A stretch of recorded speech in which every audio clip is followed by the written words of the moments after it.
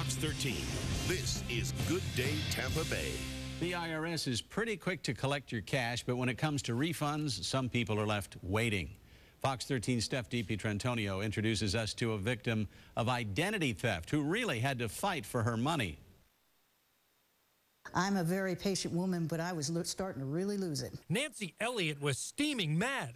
She filed her 2009 tax return online only to learn she'd already filed it. At least that's what the IRS thought.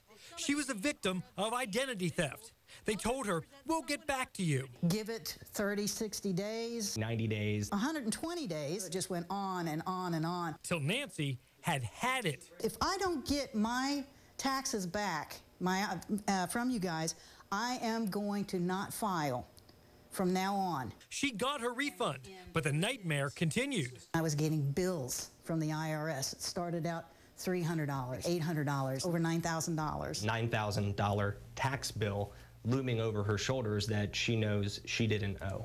Nancy credits Bert Seither of the Corporate Tax Network in Clearwater with clearing her name in just one day. He volunteered to help people get through their tax crisis. Well, everybody had the house on fire mentality. But it would take time. The response from the taxpayer is going to be outrage. Tax fraud is up. Just look at this massive haul back in September. Millions in Tampa Bay tax returns that almost went to identity thieves. They assumed that I was going to not make it. Nancy was on her deathbed. We honestly think that it was stolen when I was in the hospital. I was not supposed to live. I was dying of blood clots in the lungs. So you go into the hospital, you have a life-threatening condition, you write out your social security number, and boom.